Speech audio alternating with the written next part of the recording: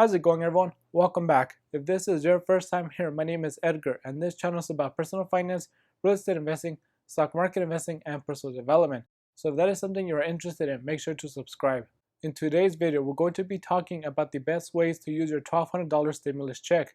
Now obviously you are aware of everything that has been happening lately and how the unemployment rate can reach 16%, which will be on the same level as during the Great Depression. And then there's the fact that about 1 in every 3 Americans cannot afford to pay rent.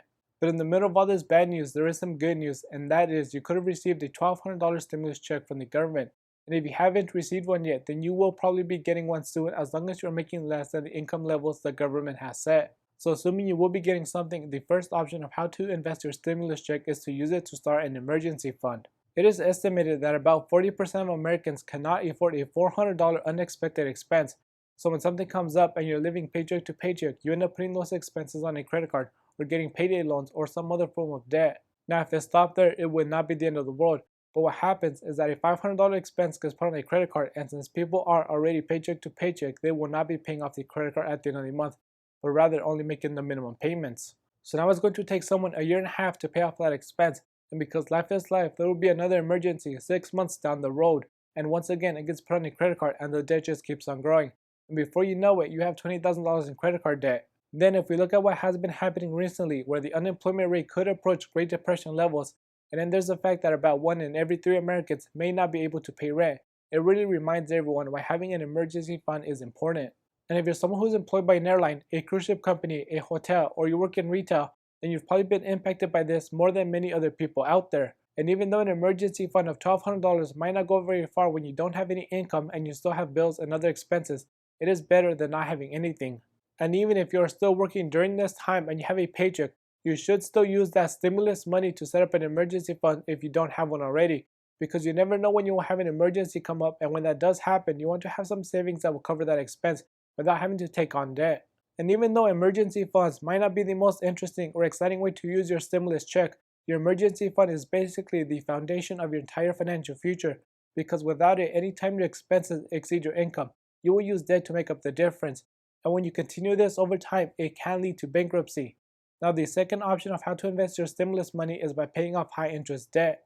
Now you may be thinking to yourself, paying off debt is not investing, but actually paying off debt is one of the safest investments you can make, in the sense that you're guaranteed a certain rate of return with basically zero risk.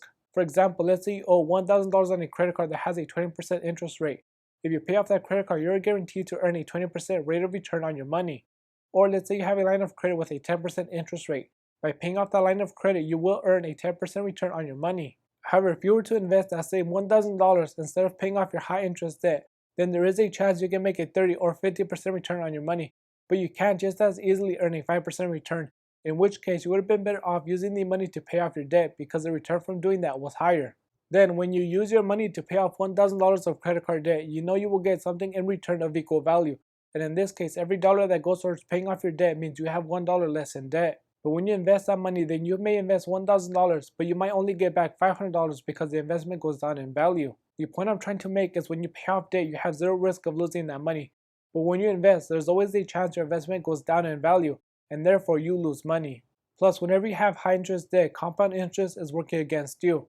I'm sure you've heard of compound interest and how it can help you increase your wealth by huge amounts over time, and how people like Warren Buffett have used the power of compound interest to create billions of dollars of wealth. And when compound interest is used for that, then it's great. But when you have high interest debt, then compound interest is working against you, because the longer you keep your debt, the more interest it accumulates, which means your debt is growing, and that's not what you want. Now the only time when paying off debt might not be the best use of your money is when you only have low interest debt like a house payment, and that's because mortgages typically have a low interest rate. So if you have a mortgage with a 4% interest, the chances you can get a higher rate of return from investments is pretty good. Let's say you invest into a few different stocks and the return from those stocks average to about 7%. Then 4% would cover the interest on your mortgage, and the remaining 3% can be considered profit. However, just remember there's always a risk that you can earn a lower return or even lose money, but the option of investing before paying off debt only applies to low interest debt. So if you have any high interest debt like credit card debt or a personal line of credit, you should always pay that off first, and then you can move on to investing. The third option you have for investing your stimulus check is investing in your career. Whether it's something simple like learning new communication skills, or it's something more advanced like becoming certified or getting a college degree, investing in your career will help you become more competitive when applying for jobs. you will be in a better position to negotiate a higher salary, and the chances you get laid off are less when compared to someone who has not invested in their career. Plus, if you ever need or want to find a new job, you will have an easier time doing that. For example, let's say you work as a nurse in a hospital and there are many patients who do not speak English. If you invested in learning a new language or even becoming more fluent in a language other than English, then you could translate for patients or doctors, and then you become more valuable to the hospital, and you will most likely earn more than other nurses who only speak English. Let's say there are two nurses who both have the same skills and the same experience, but one only speaks English and is making $60,000 a year, and the second nurse speaks a second language and makes 5% more. Well, if you invested $1,000 in some books or courses to learn a new language, then you would be making an extra 5% or $3,000. So with some effort and the $1,000, you tripled your initial investment in the first year alone. But the best part is you'll be making that extra 5% every single year from then on. Another great example is if you work in some type of sales related profession. Let's say you're a car salesman and someone walks onto the lot and this person only speaks Spanish and you only speak English.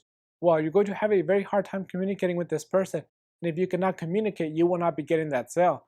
But do you know who will be getting that sale? Yep, you guessed it, the person who speaks the customer's language. Now, the great thing about investing in your career is that you don't only benefit from things like becoming more competitive when applying for jobs, but you also increase your income, and that can give you a rate of return that is much higher than what you would get by investing in stocks or in a different investment. Option 4 that you have for investing your stimulus money is investing in financial education.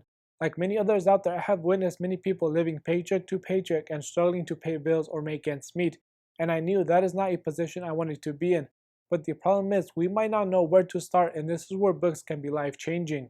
Once upon a time, I knew nothing about personal finance, good money management, or investing because school does not teach you any of that, and I did not have anyone else to teach me. So it wasn't until I started reading books that it all began to come together for me. Now, the reason I love reading books so much is that a $15 to $20 investment can continue to pay you back for the rest of your life.